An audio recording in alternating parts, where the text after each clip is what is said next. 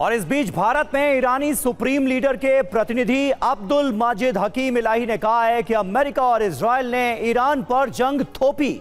America ने Iran को बहुत कमजोर आंककर हमले शुरू किए। अमेरिका को अपने तेल को भी बेचने की चिंता है, इसलिए वो चाहते हैं कि हॉर्मुज का रास्ता खुले। सुनिए उनकी तरफ से क्या कहा गया है सीज फायर के ऐलान के बाद। This war was imposed on Iran, and they initiated this war against Iran. And they were thinking that within 3 days they can finalize everything and they can finish everything. Finally, they realized that it was a big mistake from them. They said, "I'm going to kill or die or preach the civilization of Iran, 7,000 civilization." This means that they don't know Iran, even they don't know humanity, and they don't know anything about Iran.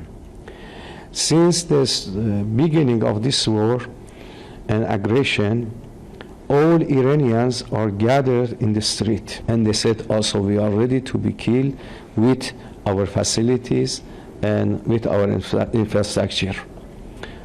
Finally, they realized that they cannot do, and they received this message that if they want to continue, Iran can create resurrection for them.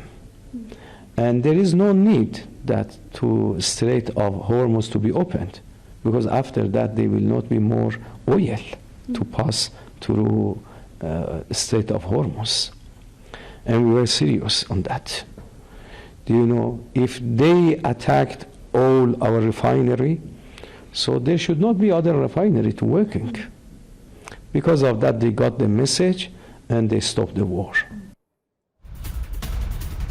और देखिए cease fire पर France के राष्ट्रपति Emmanuel Macron का बयान। Iran के साथ युद्ध विराम का हम स्वागत करते हैं, लेबनान में भी सीज फायर होना चाहिए, ये कहा है मैक्रों ने। बिना लेबनान के कोई सीज फायर पूर्ण नहीं होगा, कंप्लीट नहीं होगा, ये कहा है इमैनुअल मैक्रों ने।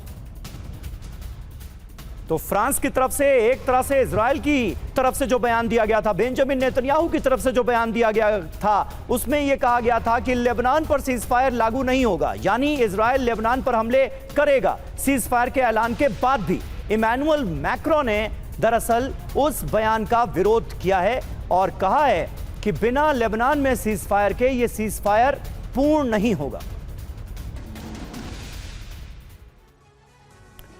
तो 40 दिन के युद्ध में कैसे बदली दुनिया, अब आपको यह बताते हैं। अमेरिका की सुपर पावर इमेज को ईरान ने सीधी टक्कर दी।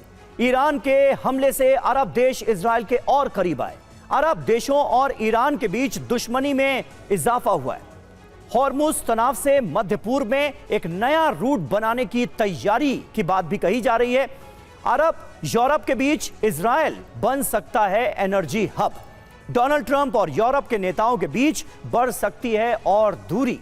रूस यूक्रेन युद्ध में अमेरिका ले सकता है यूरोप से बदला।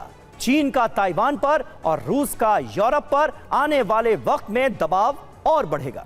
ध्यान भटकाने को ट्रंप खोल सकते हैं क्यूबा और ग्रीनलैंड का मोर्चा। जंग के बाद अमेरिका के पास हथियारों की भारी कमी की भी बात सामने आ रही है। तो 40 दिनों की इस जंग में आप देख सकते हैं बहुत कुछ बदल चुका है, बहुत सारे समीकरण बदल चुके हैं। ईरान और अमेरिका के बीच सीज फायर से इजराइल खुश नहीं है। इजराइल का मानना है कि ईरान में अभी लक्ष्य अधूरा रह गया है और सीज फायर का फैसला रणनीतिक रूप से कमजोर है।